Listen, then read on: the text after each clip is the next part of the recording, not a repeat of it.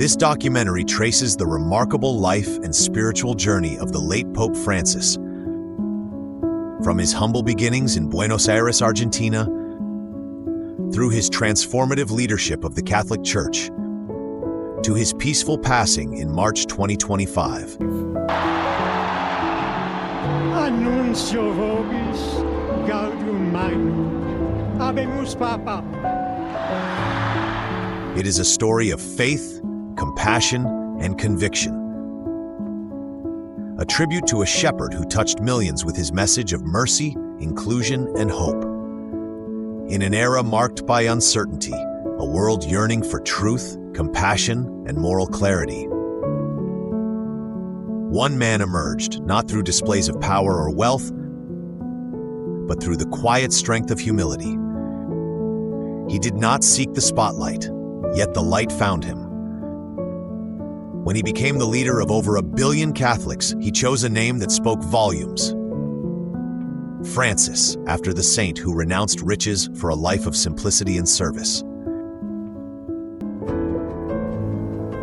And like his namesake, he walked the path of the poor, the marginalized, and the forgotten. This is the profound journey of Pope Francis, born Jorge Mario Bergoglio, a son of immigrants from Buenos Aires who rose to become a global moral voice. His life, his ministry, and the legacy he leaves behind have not only transformed the papacy, but have stirred the conscience of the modern Catholic Church and the world at large.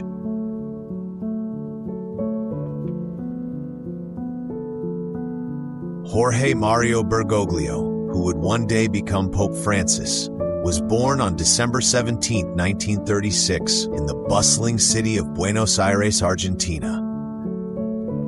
His birth came during a time of global economic uncertainty, just a few years before the outbreak of World War II.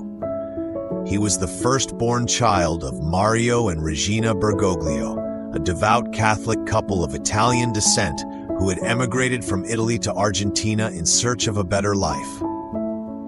Growing up as the eldest of 5 siblings, young Jorge assumed a natural sense of responsibility early on, often helping to care for his younger brothers and sisters. His family lived in the modest, working-class neighborhood of Flores, an area marked by a strong sense of community, faith, and resilience.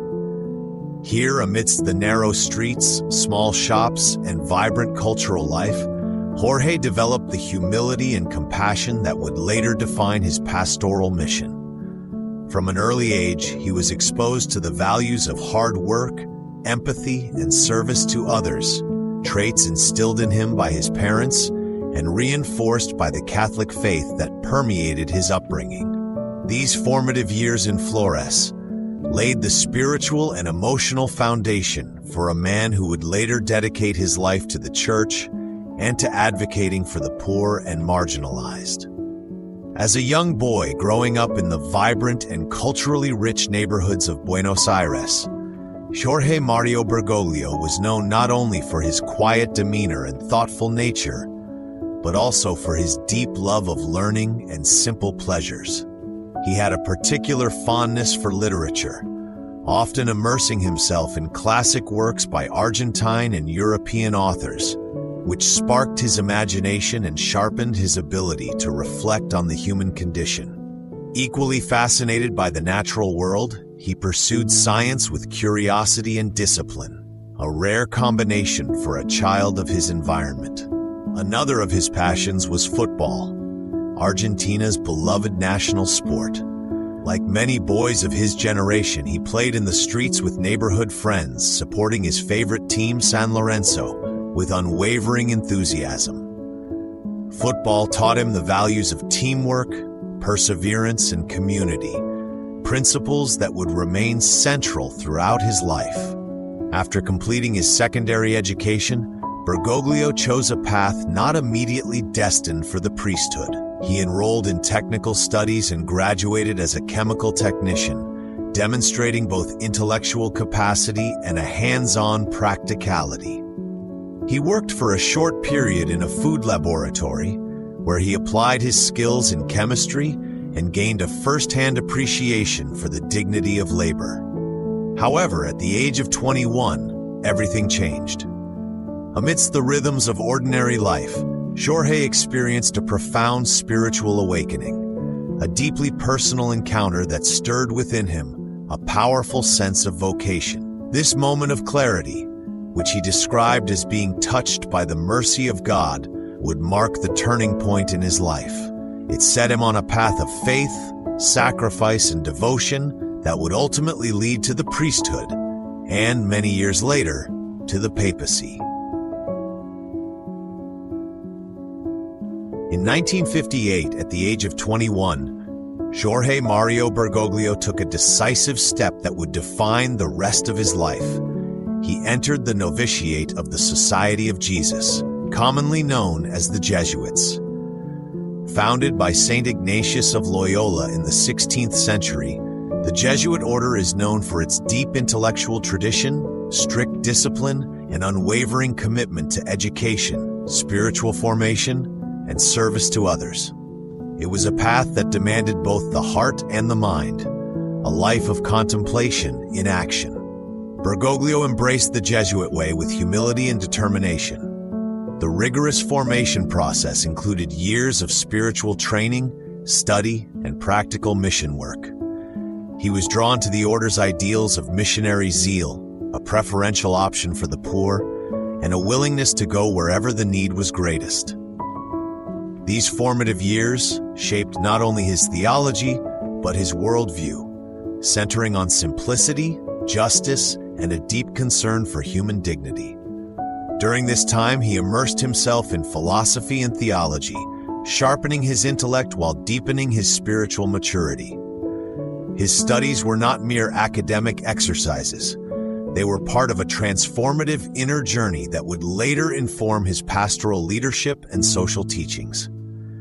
He also taught literature, psychology, and theology at Jesuit institutions, showing early signs of the educator and thinker he would become. After more than a decade of spiritual formation and academic rigor, Bergoglio was ordained a Catholic priest on December 13, 1969. It was a moment of quiet but profound joy, a fulfillment of the calling he had first experienced years earlier.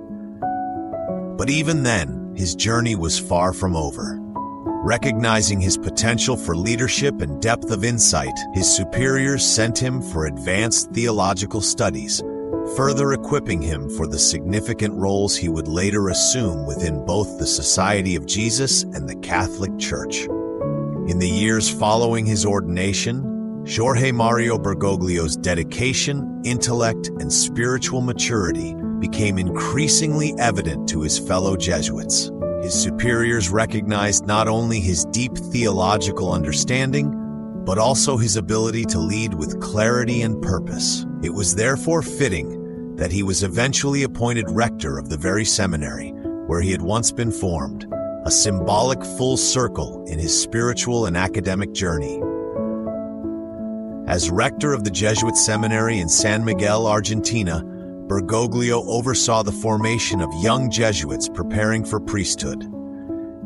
He held this role during a tumultuous time in Argentina's history, marked by political instability, social unrest, and rising authoritarianism. Amid these external challenges, Bergoglio remained steadfast in his mission to prepare principled, compassionate, and intellectually grounded priests for service in the Church and the wider world. His leadership style at the seminary was firm but deeply pastoral. He believed in discipline as a tool, not for control, but for character formation. Seminarians under his guidance came to know him as a man of few words but deep insight, someone who demanded excellence, yet understood human frailty. He encouraged simplicity, humility, and a closeness to the poor, values he himself lived daily. Bergoglio was also known for his personal availability. Despite his administrative duties, he made time for individual spiritual direction, confessions, and quiet conversations that often left a lasting impact. Under his guidance, the seminary became not just a place of study, but a crucible of moral formation, where future priests were shaped not only as scholars, but as servants of the people.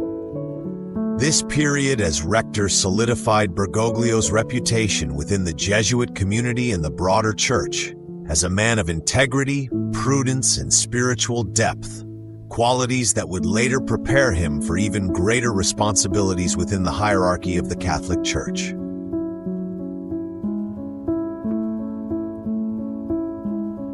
In 1992, Jorge Mario Bergoglio's quiet but impactful ministry caught the attention of the Vatican. Recognizing his spiritual depth, pastoral sensitivity, and intellectual leadership, Pope John Paul II appointed him Auxiliary Bishop of Buenos Aires, marking his entry into the episcopal leadership of the Catholic Church. It was a pivotal moment in Bergoglio's life, signaling the beginning of a new chapter in which his influence would grow beyond the Society of Jesus to the broader Argentine Church. As Auxiliary Bishop, and later as Coadjutor Archbishop, Bergoglio began to take on greater responsibilities, serving the people of Argentina's capital with humility and resolve. In 1998, following the sudden death of Cardinal Antonio Quaresino, Bergoglio succeeded him and was appointed Archbishop of Buenos Aires. Now the spiritual leader of one of the largest and most complex Catholic dioceses in Latin America, he faced the daunting task of shepherding millions of souls through a time of economic hardship and growing inequality. But it was not his title that defined him. It was how he chose to live it. From the moment he took office, Archbishop Bergoglio rejected the trappings of power and prestige.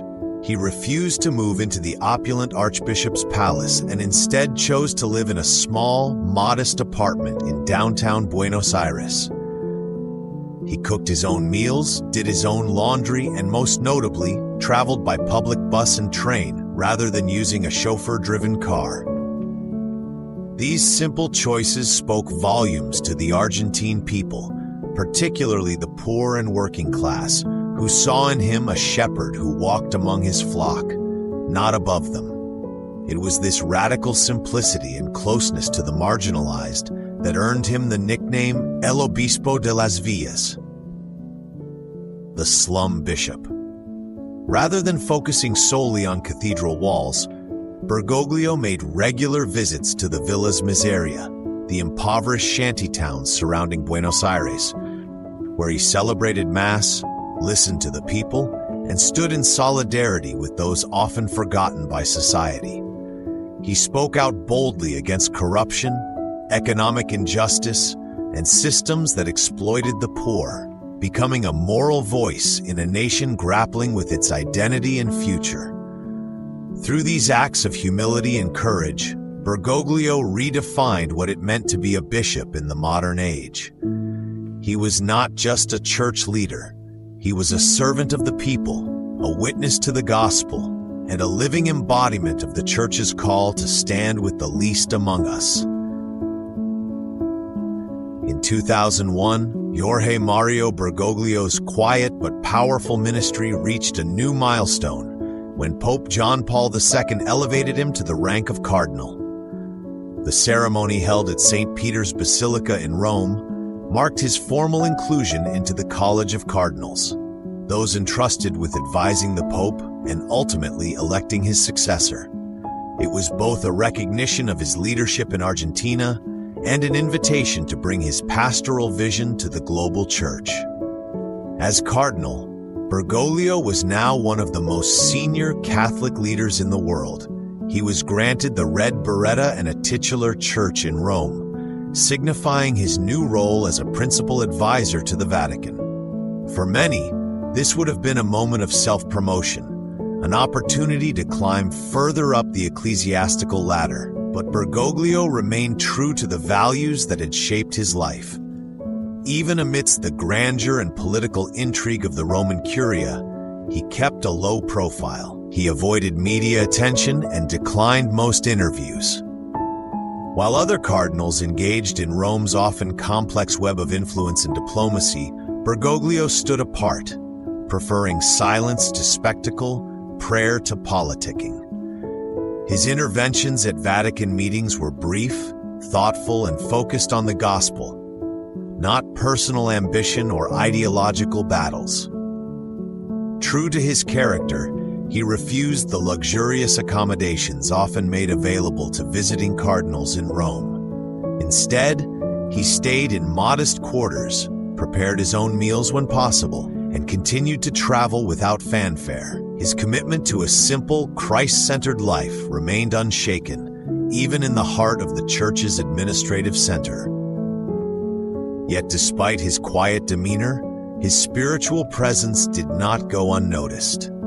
Fellow bishops, theologians, and even Vatican insiders began to respect the Argentine cardinal, not for his political maneuvering, but for his authenticity. In a time when the Church was facing scandals, divisions, and questions about its future, Cardinal Bergoglio embodied a different kind of leadership, one rooted in humility, mercy, and a deep connection to the everyday struggles of ordinary people. He was a man who reminded the Church of its soul by simply living as a servant.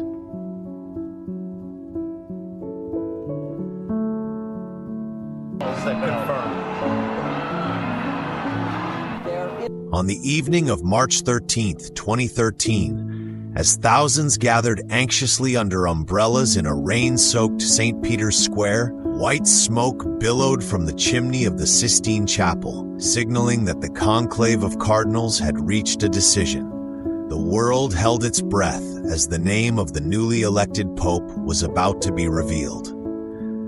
Moments later, from the central balcony of St. Peter's Basilica, the ancient Latin words rang out, "Habemus Papam." We have a pope. Annuncio vobis, gaudium magnum, habemus papam. The name announced was unfamiliar to many.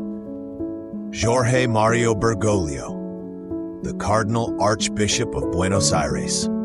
But what followed would immediately mark a new era. He had chosen the name Franciscus, Francis, the first pope in history to do so. In that single choice, he sent a powerful and symbolic message to the Church and to the world. This would be a papacy defined not by grandeur, but by humility, compassion, and service.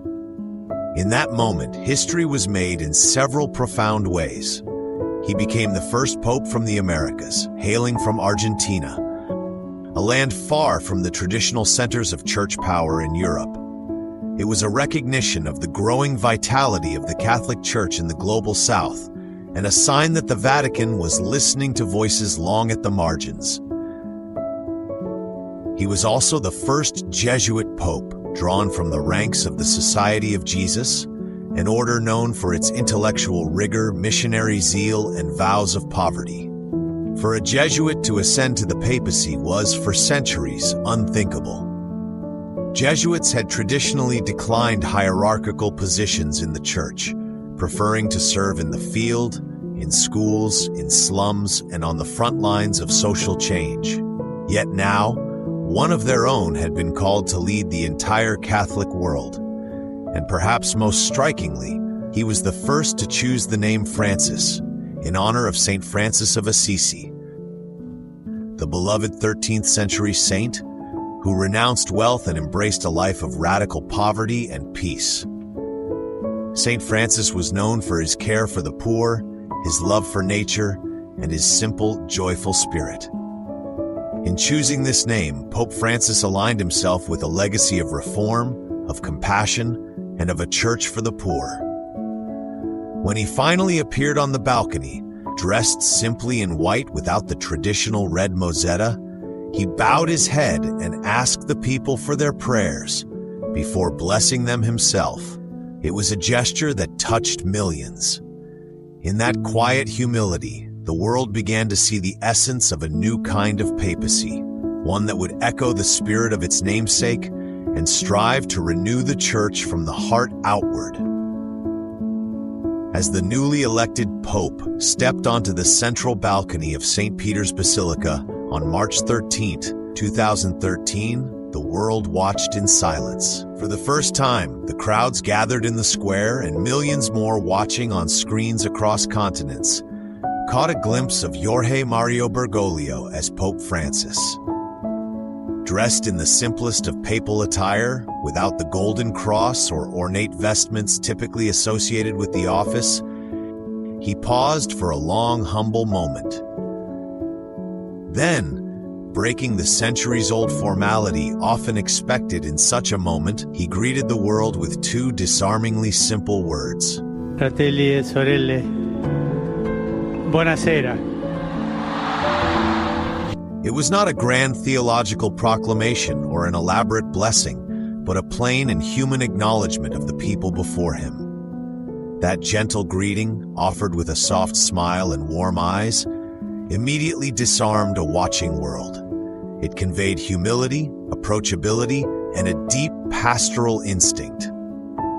This was a pope who saw himself not as a distant ruler, but as a fellow pilgrim among his people.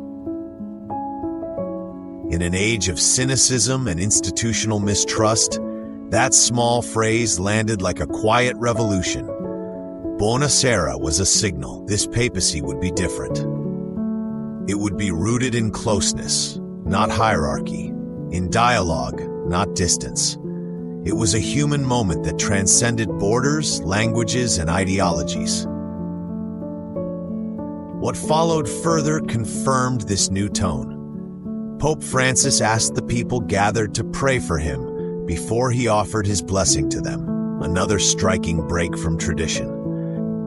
He bowed his head in silence as the square, normally filled with chants and cheers, grew still. It was a moment of spiritual reciprocity, where Pope and people became equals before God. This simple introduction, void of pomp, yet full of grace, resonated globally. Headlines the next day spoke not of ceremony, but of sincerity. For many Catholics and non-Catholics alike, it felt as though the Church had taken a breath of fresh air. In just 2 words, Buonasera, Pope Francis had opened a door not only to his pontificate, but to a renewed relationship between the Church and the modern world.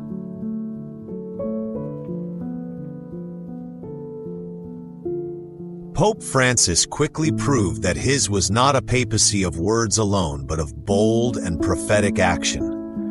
From the earliest days of his leadership, he redirected the moral compass of the Catholic Church outward, toward the forgotten, the suffering, and the marginalized. He made it clear that the Church must not be a fortress of doctrine, but a field hospital present where pain is greatest, tending to wounds both spiritual and societal. One of his most powerful contributions came in 2015 with the release of the landmark encyclical Laudato Si, on care for our common home. In it, Pope Francis urgently addressed the global climate crisis, speaking not just as a religious leader, but as a global moral authority. He wove together environmental degradation, poverty, and inequality, calling for a new integral ecology that respects both people and planet. His message was clear: the earth is crying out, and the poor are paying the highest price. The encyclical was hailed by scientists, policymakers, and faith leaders alike, breaking new ground in the intersection of faith and environmental activism. But his compassion didn't end with creation. It extended to all those on the peripheries of society. Pope Francis consistently championed inclusion, urging the Church to embrace those who had long felt unwelcome: the poor, the divorced, refugees, the LGBTQ+ community, and people of other faiths. He called for a church that is a mother with an open heart, not a tribunal that closes its doors. His emphasis on mercy became the heartbeat of his pontificate, culminating in the declaration of the extraordinary Jubilee Year of Mercy in 2015-2016. During this time, the Vatican opened its doors symbolically and literally, encouraging acts of reconciliation, forgiveness, and solidarity across the globe. Mercy, he reminded the Church, is the very foundation of the Church's life. Pope Francis also became a tireless advocate for migrants and refugees, reminding the world of their dignity amidst rising nationalism and xenophobia. He visited refugee camps, washed the feet of asylum seekers, and challenged political leaders to build bridges rather than walls. His famous refrain, "Who am I to judge?" spoke volumes about his vision of a compassionate and non-judgmental church. On the global stage, he pushed for economic justice, condemning unfettered capitalism and warning against a throwaway culture that treats people and nature as disposable. He insisted that economic systems must serve the common good, not the accumulation of wealth by a few. His voice carried moral weight in discussions on debt, labor rights, and inequality. Equally committed to interfaith dialogue, Pope Francis reached across religious divides with unprecedented warmth. From embracing Grand Imam Ahmed el-Tayeb of Al-Azhar in Egypt to visiting the Western Wall in Jerusalem and signing the document on human fraternity in Abu Dhabi, he demonstrated that peace among religions is essential for peace among peoples. In all these ways, Pope Francis recentered the Church not on itself, but on its mission to the world. He became not just a spiritual leader, but a global conscience, speaking for those who often have no voice, and reminding humanity of its shared responsibility to protect both its weakest members and its common home. But Pope Francis' papacy was not without trials. Behind the warmth of his gestures and the power of his words lay a turbulent path, marked by resistance, controversy, and the weight of centuries-old structures slow to change. As he sought to reform the Church from within, he encountered deep-seated resistance, particularly from elements within the Roman Curia, the Vatican's complex bureaucracy. Some viewed his calls for simplicity, transparency, and decentralization as a threat to tradition and influence. Efforts to reform the Vatican's finances, address sexual abuse with greater accountability, and bring synodality, shared decision-making into church governance were often met with quiet obstruction or even open criticism. In conservative circles, his progressive tone on issues like climate change, economic justice, and inclusivity drew ire. Critics accused him of sowing confusion, of being too lenient or too political. A few even questioned his orthodoxy. Moreover, the global sex abuse crisis continued to cast a dark shadow over the Church. Francis faced sharp criticism for initial missteps, such as his handling of abuse cases in Chile. Survivors and advocates demanded more than words. They wanted justice. In time, he responded with stronger policies, summits with bishops from around the world, and a vow that no one, not even bishops, would be shielded from accountability. Still, the wounds ran deep, and the Church's moral credibility had been badly shaken. But through every storm, Francis pressed on. His strength came not from institutional power, but from moral conviction and spiritual clarity. He remained unwavering in his belief that the Church's mission was not to preserve prestige, but to bring healing. Again and again, he invoked a powerful metaphor. The Church is not a museum for saints, but a field hospital for the wounded.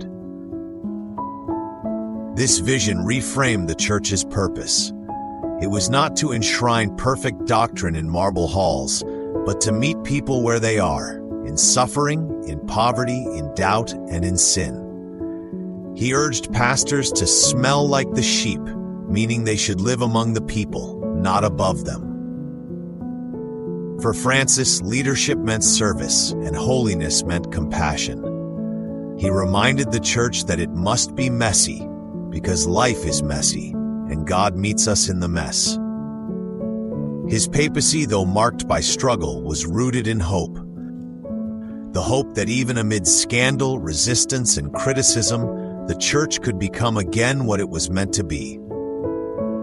A beacon of mercy, a home for all, and a voice for justice.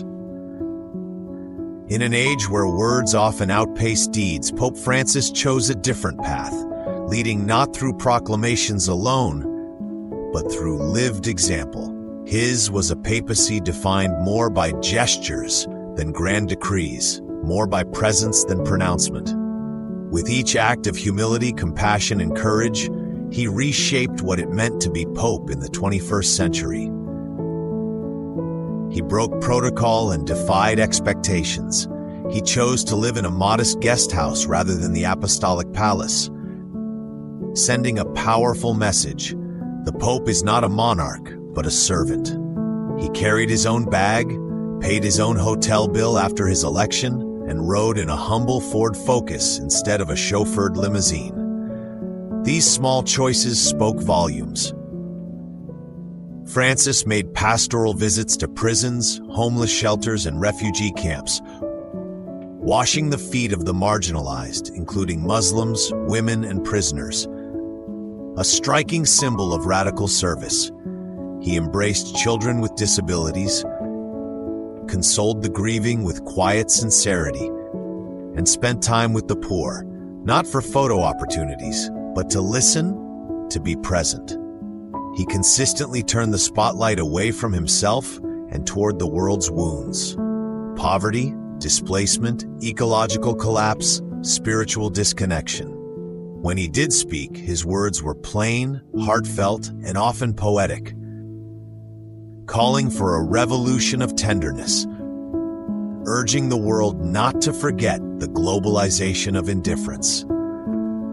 Unlike popes before him, who often ruled with formality and authority, Francis led with authenticity and humanity, redefining papal authority not as command but as companionship. He encouraged dialogue over dogma, listening over lecturing.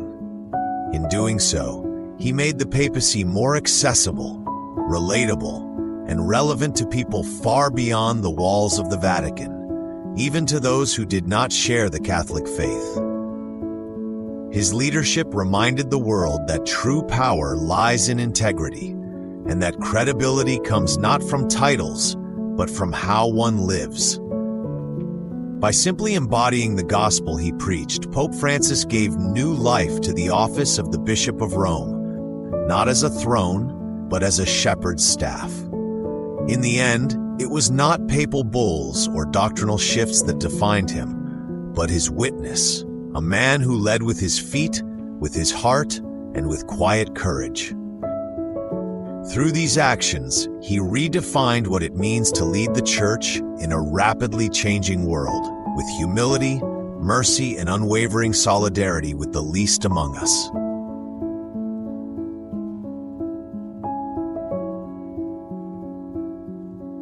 As the years wore on, time began to leave its mark on Pope Francis. The once vigorous shepherd, who had traveled the world with relentless pastoral zeal, now moved more slowly, his steps careful, his voice softer. Chronic health issues, most notably sciatica and respiratory complications, gradually limited his physical presence. Public appearances became less frequent. Wheelchairs and canes replaced walking shoes. Yet, while age and illness pressed upon his body, his spirit remained unbroken. In the twilight of his papacy, Pope Francis revealed a new kind of strength, the strength of vulnerability, of enduring faith amid human frailty. He showed the world that dignity and holiness do not disappear with decline. Instead, they deepen.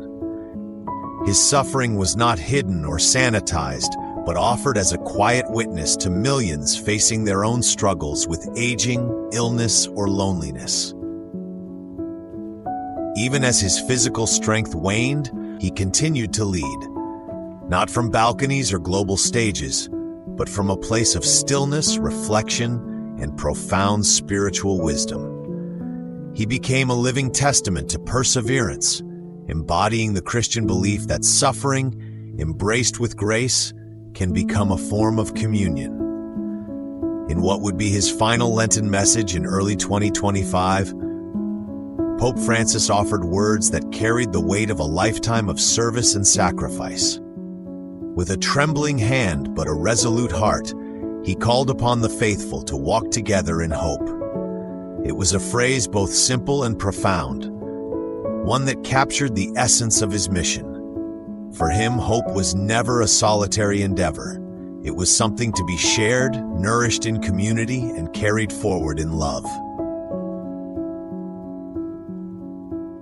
This message, echoing across a weary and wounded world, became his final pastoral gift. A reminder that even when the road grows steep and shadows fall, we do not walk alone. Faith, he taught, is not the absence of hardship. It is the courage to journey onward, hand in hand, toward the light. In his last days, Francis offered no grand farewell, no sweeping pronouncement. Instead, he remained as he had always been, a humble servant, drawing near to God, near to the people, and near to the promise of peace. And as the Church entered that solemn Lent of 2025, the voice of the aging Pope, fragile yet unwavering, resounded in the hearts of millions. Let us walk together in hope.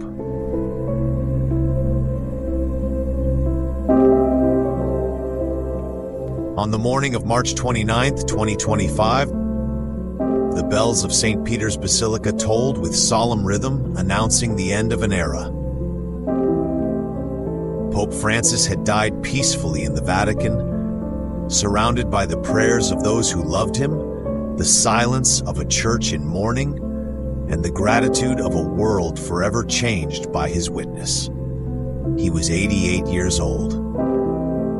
His passing, though anticipated due to declining health, sent ripples of emotion across continents and faiths. In Rome, the air felt heavy with reverence.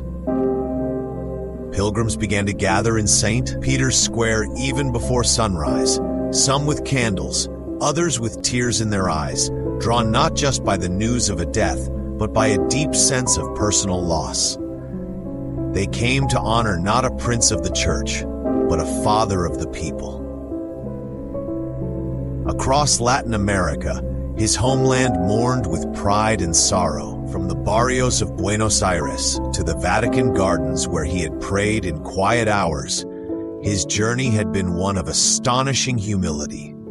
He was a pope who walked with the poor, spoke plainly to the powerful, and carried the weight of the papal office with gentle strength. Heads of state sent tributes. Religious leaders across traditions offered prayers. The faithful lit candles in cathedrals, churches, and chapels around the globe. Yet beyond formal ceremony, it was the personal memories that lingered most. A refugee remembered the Pope's embrace. A prisoner recalled the tenderness in his foot washing. A young person spoke of feeling seen in a church that too often felt distant. Francis had led with love, not the lofty love of doctrines and decrees, but the gritty, grounded love of service, forgiveness, and solidarity. He opened doors that had long been closed. He challenged a stagnant church to breathe again. He reminded the world that the gospel is not just something to be preached, but to be lived in simplicity, compassion, and joy. In his death, the world lost a pope, but gained a legacy not carved in marble, but etched into hearts. The fisherman's shoes he wore did not walk a path of power, but of peace. His voice may have fallen silent, but his message endures, that mercy is stronger than judgment, that hope is stronger than fear, and that in the end, it is love that will remain. And so, as the Vatican prepared for his funeral and the world bowed its head in prayer, the church he so gently shepherded stood at a new threshold. The man who had once stepped out on the balcony and greeted the world with a quiet Buonasera now returned to the arms of the God he served so faithfully. Pope Francis, Jorge Mario Bergoglio, had gone home, but his spirit, his teachings, and his example would echo for generations to come.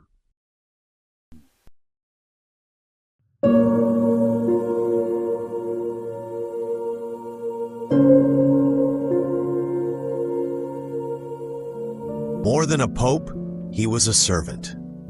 Jorge Mario Bergoglio, known to the world as Pope Francis, never sought a throne, he sought hearts. He chose the path of servant leadership, grounding the grandeur of the papacy in acts of humility, compassion, and solidarity with the least among us. He wore the white cassock, not as a symbol of superiority, but as a sign of simplicity and surrender. He walked among the poor, the forgotten, the marginalized, not as a distant figure, but as a brother. His papacy was not defined by doctrine alone, but by the dignity he affirmed in every person he encountered.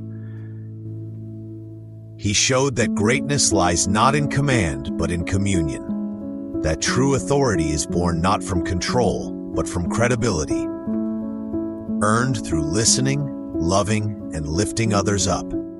He reminded the world that faith must be lived, not lectured.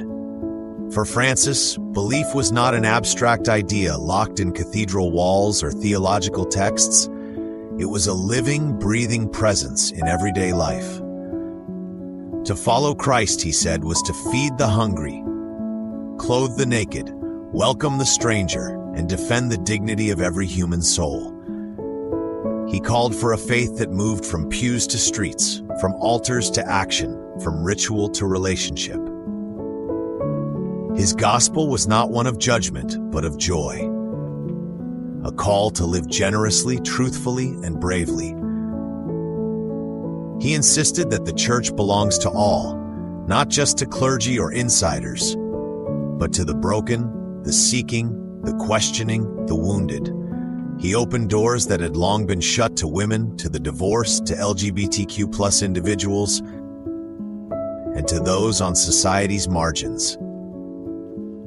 He taught that the church is not a fortress to be guarded, but a home to be shared. That the mission of the church is not to exclude, but to embrace.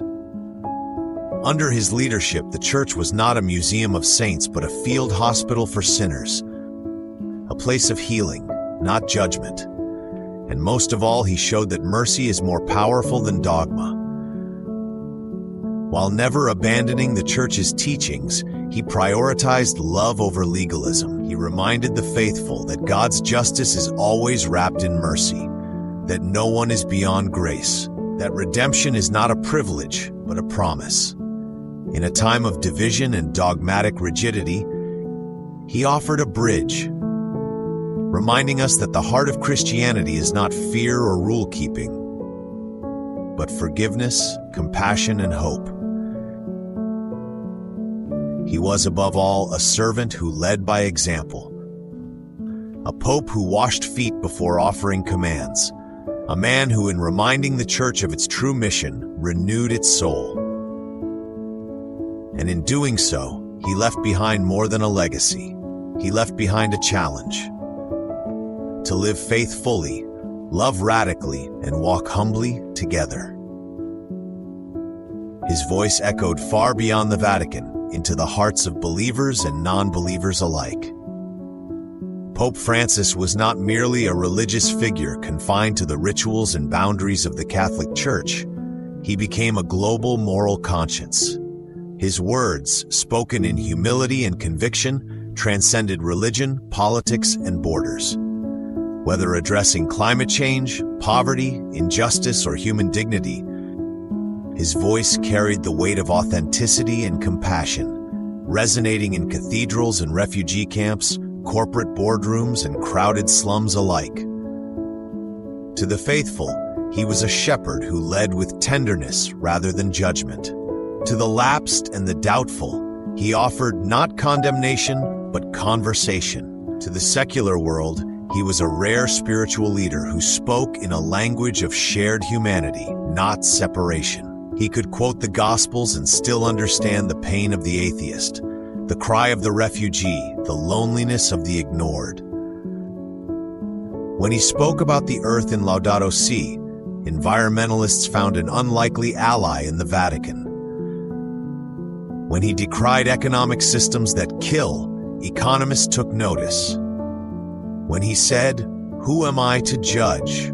the world paused, not because of dogma, but because of the radical empathy those words revealed. He became a voice for the voiceless, for the child in war-torn Syria, the migrant drifting at sea, the prisoner seeking redemption, the elderly left behind. And even those who did not share his faith saw in him a man of principle, of compassion, and of courage. He reminded the world that moral authority does not come from power or prestige, but from standing firmly with the vulnerable. And because he stood there unshaken and sincere, his voice did more than reach ears. It touched hearts, it stirred consciences, it moved humanity. In the noise of a divided world, his voice was a rare and steady light. He walked simply, but his steps changed the world. There was no grand procession in his movements, no opulence in his presence. His gait was steady, unhurried, a man rooted not in status but in purpose. He wore worn black shoes instead of red velvet, carried his own briefcase, and chose a guest house over a papal palace. These choices seemed small, almost mundane, but they were quietly revolutionary. In each step he took, through slums in Rio, refugee camps in Lesbos, prison cells in Rome, he was rewriting the script of papal power. With each visit to the margins, he was bringing the center closer to those long pushed aside. He did not walk ahead of the people, but among them. He moved through the world like a pilgrim of compassion, a disciple of mercy, a man who believed that the church must first be human before it can be holy. Where others saw issues, he saw individuals. Where others gave speeches, he listened. He stepped into conflict with the calm of a peacemaker, into despair with the light of hope, into tradition with the courage to renew. And in doing so, he shifted the axis of the church from inward protection to outward service, from ritual to relevance. Pope Francis, servant of the servants of God. A title used by popes for centuries, but one he embodied in full. He did not seek followers, but fellow servants. He did not lead from a throne, but from the dusty roads of human need. His life was a sermon without end, a parable in motion. And in his simplicity, he made the gospel visible again. He reminded us that holiness is not distant or severe. It is tender, it is just, and it walks beside us. His legacy will not be measured by edicts or architecture, but by the hearts he softened, the bridges he built, and the love he made real in the lives of millions. He walked simply, but his steps changed the world.